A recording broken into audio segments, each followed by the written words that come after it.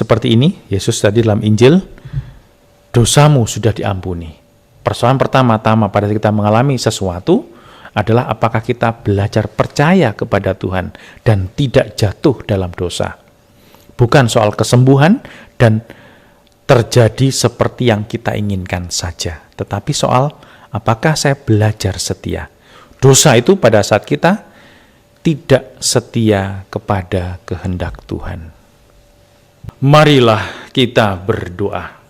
Allah Bapa kami di surga, janganlah hendaknya Engkau berpaling dari kami, manusia ciptaan-Mu ini, tetapi berilah kami pengharapan pada Yesus Adam yang baru, yang telah menunjukkan jalan menuju kepada kedamaian-Mu.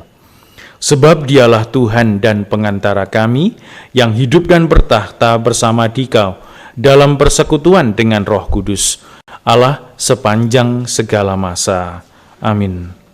Para saudara terkasih, kisah Abraham ini yang kita dengar hari-hari ini itu menunjukkan bagaimana dia belajar percaya kepada kuasa Tuhan. Pada saat dia merasa sudah nyaman di tanah kelahirannya, dia disuruh keluar dari tanah kelahiran itu dan diberi janji bahwa kamu akan jadi bapa para bangsa.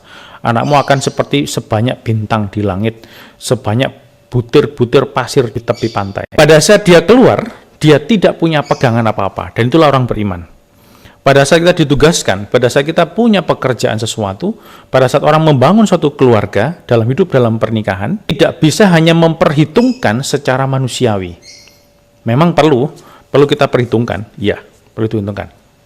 Tetapi apa yang kita jalani, apa yang sedang kita jalani tidak cukup hanya dengan perhitungan manusiawi. Karena itu Tuhan memberi kita banyak kesempatan untuk belajar percaya akan kuasa itu. Itu dengan apa? Ya banyak rencana kita yang tidak berhasil seperti yang kita rencanakan. Sudah nggak berhasil, suruh tanggung jawab. Wah, itu kan lebih berat lagi. Maka seperti Abraham katakan ini, dalam kisah hidup Abraham ini, pada saat rencana kita sudah berhasil, kita udah dari pengalaman gagal, bangkit lagi.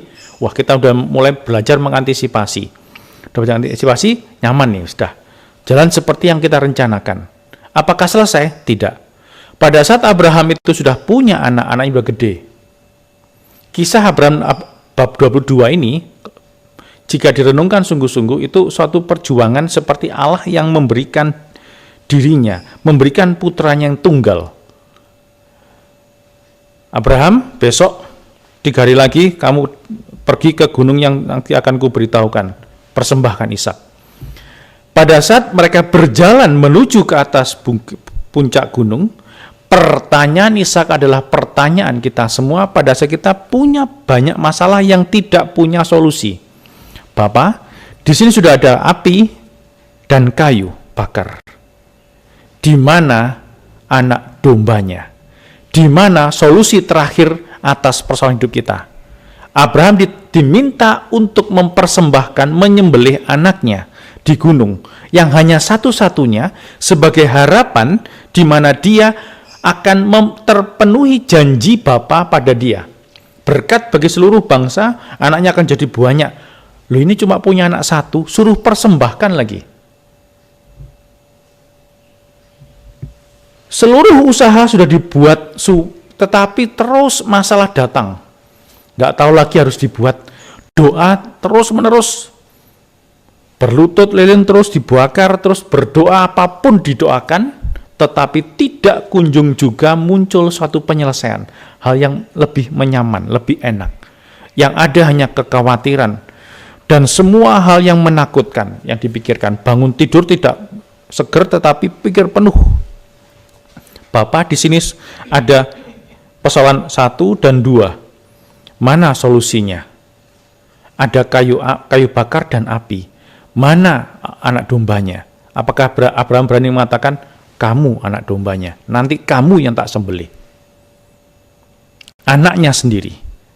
Apakah kita berani mempersembahkan semua pegangan kita, seluruh harapan kita, sehingga kita menyerahkan semuanya itu loh? Tuhan meminta itu semua. Maka Yesus menunjukkan sampai wafat, mati di salib hanya satu. Dia bukan senang menderita, dan bukan jalan penderitaan adalah jalan kekudusan, bukan. Yang menjadi jalan kekudusan bukan jalan penderitaan. Jadi bukan semakin banyak orang menderita semakin kudus, bukan. Tetapi semakin orang setia, semakin kudus dia. Semakin spesial dia. Meskipun kesetiaan itu harus ditebus, harus dibayar dengan harga mahal. Abraham menunjukkan kesetiaan imannya justru dengan, ya sudah, ini harapanku satu-satunya untuk penerus hidup kami, keluarga. Tapi harus dipersembahkan. Maka jawaban dia, bagus, itu jawaban orang putus asa sebenarnya. Allah yang akan menyediakan. Dia nggak bisa jawab lagi apa yang harus dia katakan kepada anaknya. Dia sudah merasa kehilangan semua pegangan hidupnya. Nah, sekarang kita juga sama nih.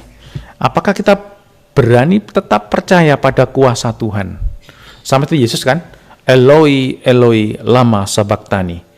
Dia percaya, dia merasa, dia bersatu, dia tahu dia bersatu dengan Bapaknya. Tapi sampai pada saat terakhir dia tetap berteriak, Bapakku, Allahku, ya Allahku, mengapa engkau meninggalkan aku? Jadi iman, orang yang beriman itu tidak hidup tanpa masalah. Justru orang yang terus dapat masalah, tetapi yang terus juga belajar percaya kembali. Nah, persoalannya satu sekarang. Pada saat kita dapat persoalan, apakah kita sadar bahwa kita sedang diberi kesempatan oleh Tuhan untuk belajar ini? Biasanya kita ragu, khawatir, cemas. Iya, seperti saya katakan berulang-ulang, itu sifatnya semuanya itu bersifat kodrati. Tetapi apakah di tengah-tengah segala itu kita belajar membayar ini loh, belajar membayar harga kesetiaan iman itu? Pasti sekali lagi seperti Abraham, kalau sudah nyaman, hati-hati nih. Maka itu kalau kita merenung, meditasi atau apapun, punya saat hening, saat teduh, apapun namanya, kita hening, kita merasa bahwa ya Tuhan sudah menyertai aku, Tuhan sudah memberkati aku dengan berlimpah-limpah. Nah, pertanyaan kedua adalah, apakah jika semuanya ini diambil, kisah Ayub tuh, apakah kita masih siap untuk terus belajar percaya akan kuasa Tuhan yang bisa membalik kondisi hidup kita setiap waktu? Nah, coba direnungkan seperti ini. Yesus tadi dalam Injil, dosamu sudah diampuni. Persoalan pertama-tama pada saat kita mengalami sesuatu adalah apakah kita belajar percaya kepada Tuhan dan tidak jatuh dalam dosa. Bukan soal kesembuhan dan terjadi seperti yang kita inginkan saja, tetapi soal apakah saya belajar setia. Dosa itu pada saat kita tidak setia kepada kehendak Tuhan. Orang banyak yang melihat hal itu menjadi takut dan memuliakan Allah yang telah memberikan kuasa sedemikian itu kepada manusia. Marilah kita berdoa. Allah Bapa kami di surga, berkenanlah mematahkan belenggu kejahatan yang mengikat kami. Semoga dosa kami mati di dalam diri kami. Kau halau jauh-jauh dari kami, berkat Yesus Kristus Tuhan dan pengantara kami.